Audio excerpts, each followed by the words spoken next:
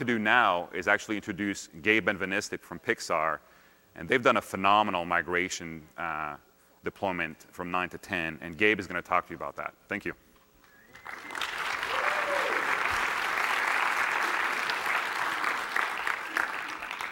How's everybody doing today? I hope you went and saw Finding Nemo last night upstairs. A lot of fun. So my name is Gabe Benvenisti. I'm an admin at Pixar Animation Studios, and I'm going to talk to you today about how we moved 500 of our Macs from OS 9 to OS 10, about how we were able to utilize the Unix foundation that OS 10 has to easily integrate with our infrastructure, and how we were able to take advantage of how scriptable the operating system is. So we were able to use tools like Python and AppleScript to really streamline our whole migration process. The first thing we did is we created our standard image using Carbon Copy Cloner with our standard image is called the POX, which is short for Pixar's OS 10. The POX consists of latest version of Mac OS 10. We did a custom install and left out the localization files. We installed a standard set of applications that all of our users get, things like Office, Launchbar is a utility that we found the users really responded well to. We also made specific network and machine configurations. We disabled the accounts pref pane so that we had control over the creation of accounts. We disabled software update so that we can control what software and when gets updated on the machine. We also modified the user template home directory. And this is a really cool tip because you can go and change what new home directories will look like by going to System Library, User Templates, English.lproj. You can change things like how the default browser is set up, where the dock is placed, what apps are in the dock. It's really, really great. So if you change that template, whenever you make a new user, it'll have those changes. The second thing we did is we made a FileMaker database for planning and tracking our migration. The user goes and they fill out a web form specifying what apps they need outside of the standard base, what printers they need configured, what peripherals they may have set up. And once that form is submitted, they're scheduled for a migration. And when that time comes, the admin goes and grabs their machine, takes it to our lab, and boots it up into OS 9. They make sure that the data is in the correct place, either in their documents folder or on their desktop, and the user was told on the migration page to put their data there. We then restart the machine off of a FireWire drive running OS 9 and run this really cool Python script we made called rollout. What stage 1 of rollout does is it scans the OS 9 machine for data matching a certain criteria. It copies that data to the FireWire drive into a folder resembling a home directory. Once that's done, we take the FireWire drive and we boot the new machine off of it, and we wrote an AppleScript Studio program called Epoxy. That's a front end for Apple Software Store, or ASR. And what it does is, on launch, it goes and checks a web server to get the path to the latest version of our POX. It then POXes the new machine.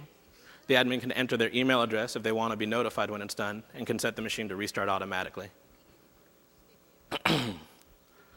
If the machine is new, it doesn't have an LDAP record, and so we made another AppleScript Studio application called HostMaker to take care of that. It allows the admin to enter the new machine name and the primary user's name. It then goes and looks up the user's name in LDAP, gets their information, where they sit, what department they're in, checks System Profiler for the machine's serial number and MAC address, combines that information, and creates a new host record. Once the LDAP information is up to date and the machine's been POXed, the admin runs another program we made in AppleScript Studio called Configurator. On launch, Configurator goes and pulls down the machine's IP and the machine name using the serial number it got from System Profiler. It then automatically sets that information in the machine, and then the admin sets what backup settings are going to be used for the machine. And once the admin selects that, the backup team is notified.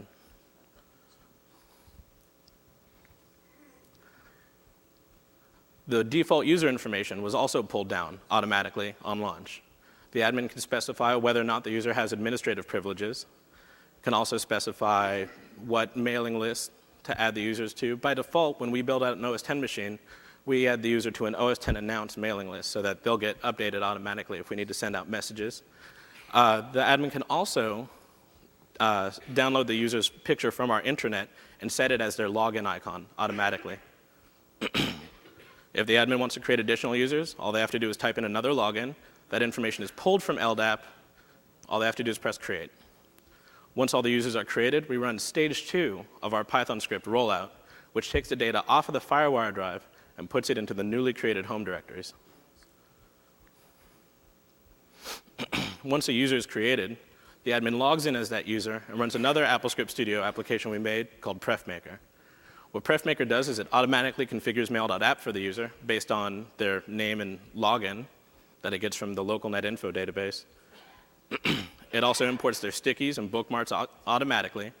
And once that's done, the machine's ready to be deployed. The admin takes it to the user's desk, sets it up, powers it on, and launches another AppleScript Studio application we made called TGIF.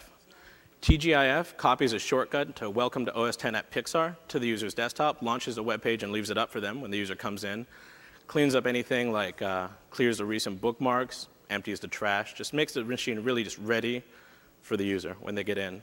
It also synchronizes the LDAP passwords to the local NetInfo passwords so that the users have the right account information. It also deletes their keychain. And it also timestamps our migration record for that machine to complete so we can see how long it took to do each migration so we can look for ways to streamline it and kind of identify bottlenecks that may exist. As you can see, because of OS X's Unix Foundation, we were really able to integrate our tools with our infrastructure and really leverage that power. And we were also able to use things like Python and AppleScript to really just streamline the whole process.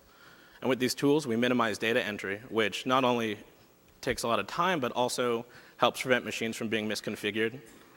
And we were also able to really maximize on time savings. I mean, not only was our process extremely fast, but now from box to desk on a new user, we can have a machine ready for them in under 15 minutes. And we can also, now that we have OS X out there on all our machines, we can build new tools to really assist with our daily administrative tasks and really just make everything a lot easier so we can focus on bigger tasks as opposed to taking care of little things. So that was our migration process. Thanks, man. Good job.